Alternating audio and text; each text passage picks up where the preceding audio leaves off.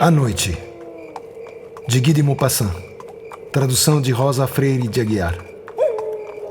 Extraído de Contos Fantásticos do Século XIX. Organização de Ítalo Calvino, Companhia das Letras, São Paulo. Uma pequena homenagem à cidade de Paris, a cidade-luz que me acolhe há 23 anos. Se você gostar do nosso trabalho, inscreva-se, deixe o seu like e aperte o sininho. Amo a noite apaixonadamente.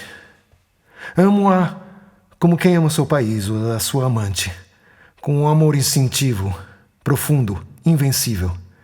Amo-a com todos os meus sentidos, com os meus olhos que a veem, com meu olfato que a respira, meus ouvidos que escutam o seu silêncio, com toda a minha carne que as trevas acariciam. As rodovias cantam ao sol, no ar azul, no ar quente, no ar leve das manhãs claras. O mocho voa à noite, mancha negra que passa pelo espaço negro, irradiante, inebriado pela negra imensidão, solta o seu grito vibrante e sinistro. O dia cansa-me e aborrece-me. É brutal e barulhento.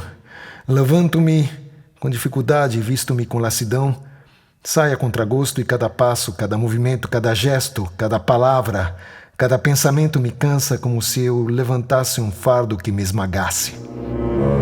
Mas quando o sol se põe, invade-me uma alegria confusa, uma alegria de todo o meu corpo.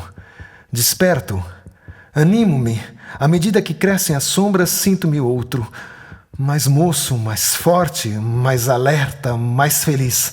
Olho para a grande sombra suave caindo do céu e, se adensando, ela afoga a cidade como uma onda impalpável, impenetrável. Ela esconde, apaga, destrói as cores, as formas, abraça as casas, os seres, os monumentos com seu toque imperceptível. Então, sinto vontade de gritar de prazer como as corujas, de correr pelos telhados como os gatos, e um desejo de amar, impetuoso, invencível, arde nas minhas veias. Vou, caminho, ora pelos subúrbios ensombranhados, ora pelos bosques vizinhos de Paris, onde ouço rondarem as minhas irmãs, as bestas, os meus irmãos, os caçadores clandestinos. O que amamos com violência sempre acaba nos matando. Mas como explicar o que acontece comigo?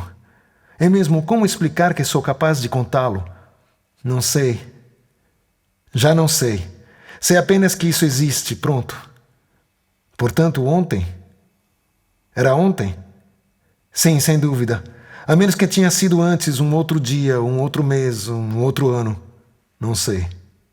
Mas deve ser ontem. Já que o dia não mais raiou. Já que o sol não reapareceu. Mas desde quando dura a noite? Desde quando? Quem poderá dizer? Quem algum dia saberá?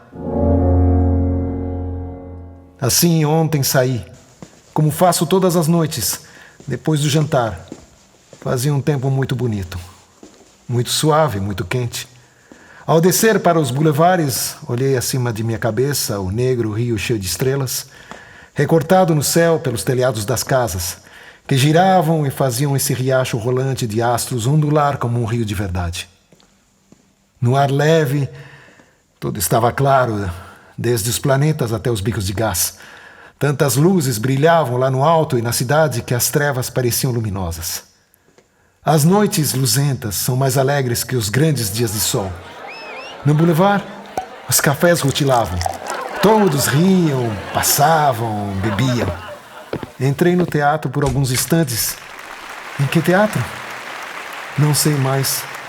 Lá dentro estava tão claro que me sentia agoniado. E saí com o coração meio obscurecido por aquele choque brutal de luz nos dourados do balcão, pelo cintilar factício do enorme lustre de cristal, pela cortina de luzes da ribalta, pela melancolia daquela claridade falsa e crua. Cheguei aos Champs-Élysées, onde os cafés-concerto pareciam focos de incêndio no meio das folhagens. As castanheiras roçadas pela luz amarela tinham um aspecto de pintadas, um aspecto de árvores fosforescentes. E os globos de luz elétrica parecendo luas cintilantes e pálidas, ovos de lua caídos do céu, Pérolas monstruosas, vivas, faziam empalidecer, sob sua claridade nacarada. Misteriosa e imperial, os fios de gás do feio gás sujo e as guirlandas de vidros coloridos.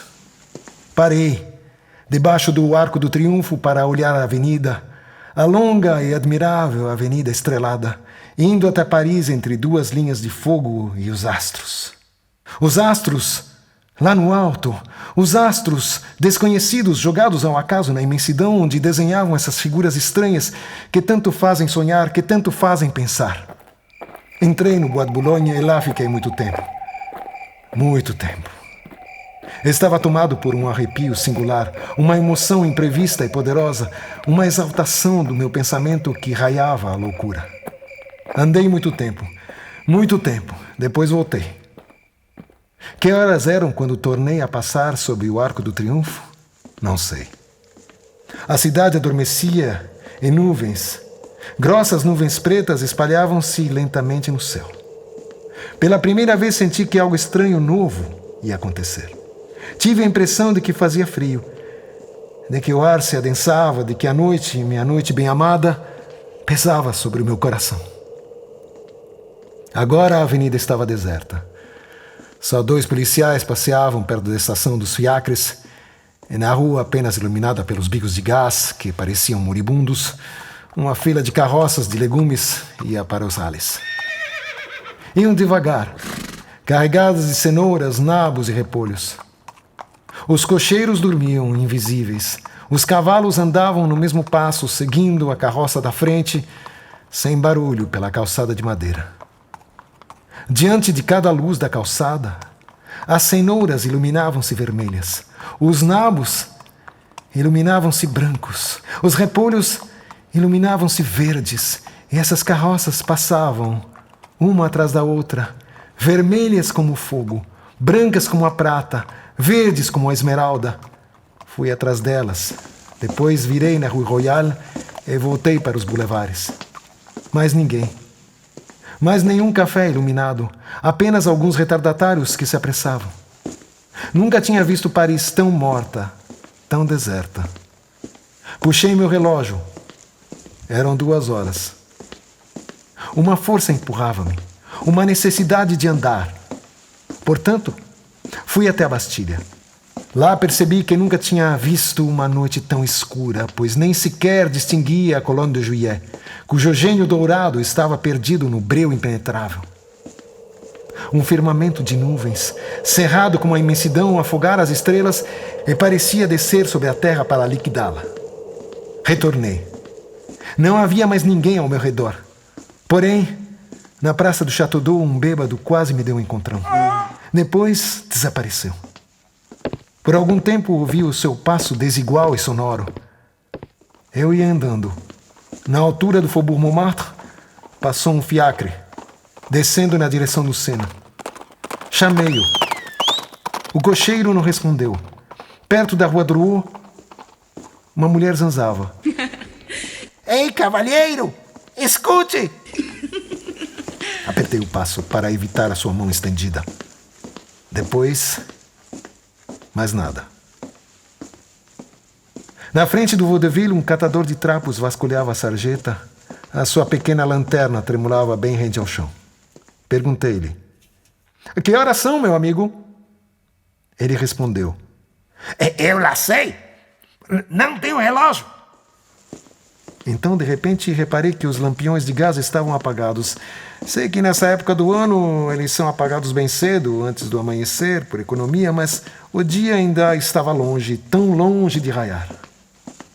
Vamos para o Halles, pensei. Pelo menos lá encontrarei vida.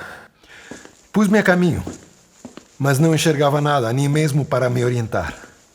Ia andando devagar, como se anda num bosque, contando as ruas para reconhecê-las. De frente ao Crédit Lyonnais, um cão rosnou. Virei na de Gramont, perdi-me. Deambulei, depois reconheci a bolsa pelas grades de ferro que a cercavam. Toda Paris dormia, como num sono profundo, apavorante. Mas ao longe andava um fiacre, talvez aquele que tinha passado por mim ainda agora. Tentei alcançá-lo, indo na direção do ruído das suas rodas, pelas ruas solitárias e negras, Negras, negras como a morte. Perdi-me de novo. Onde estava? Que loucura pagar o gás tão cedo. Nem um passante, nem um retardatário, nem um vagabundo, nem um miado de gato apaixonado. Nada. Mas onde estavam os policiais? Pensei, vou gritar e eles virão. Gritei. Socorro! Ninguém respondeu. Chamei mais alto. Socorro! A minha voz foi-se. Sem eco, fraca, abafada, esmagada pela noite por aquela noite interminável. Berrei. Socorro! Socorro! Socorro! O meu apelo desesperado ficou sem resposta. Que horas eram? Puxei o relógio, mas não tinha fósforos. Escutei o leve tic-tac do pequeno mecanismo com uma alegria desconhecida e estranha. Ele parecia viver. Eu já não estava tão sozinho. Que mistério! Recomecei a andar como um cego, tateando os muros com minha bengala, e a toda hora levantava os olhos para o céu, esperando que enfim o dia raiasse, mas o espaço estava negro. Todo negro, mais profundamente negro que a cidade. Que horas podiam ser? Parecia que eu caminhava havia um tempo infinito, pois as minhas pernas amoleciam debaixo de mim. Meu peito arfava. Eu sofria terrivelmente de fome. Resolvi bater no primeiro portão. Puxei o botão de cobre e a campainha retiniu, sonora na casa. Retiniu estranhamente, como se esse ruído vibrante estivesse sozinho naquela casa.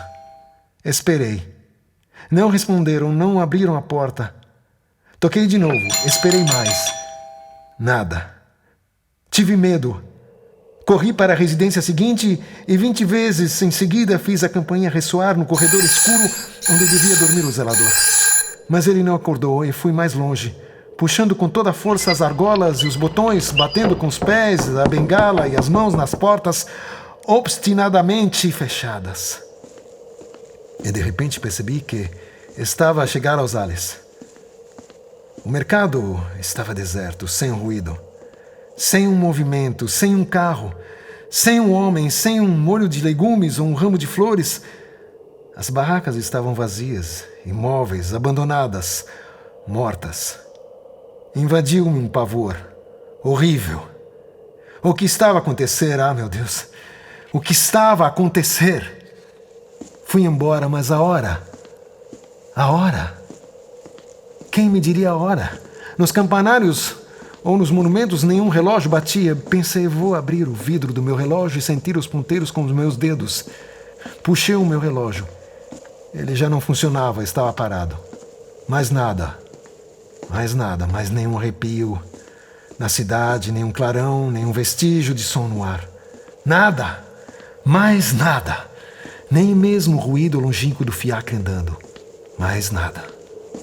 Eu estava nos cais e subia do rio uma brisa glacial. O Sena ainda corria? Quis saber. Encontrei a escada, desci. Eu não ouvia a torrente encapelando sob os arcos da ponte. Mais degraus. Depois, areia. Lama. Depois a água. Molhei o braço. Eu corria frio. Frio. Frio. Quase gelado. Quase seco. Quase morto. E senti perfeitamente bem que nunca mais teria força para subir de novo e que ia morrer ali. Eu também. De fome, de cansaço, de frio. Se você gostou do nosso trabalho, não esqueça de inscrever-se, deixar um like e apertar o sininho. Obrigado.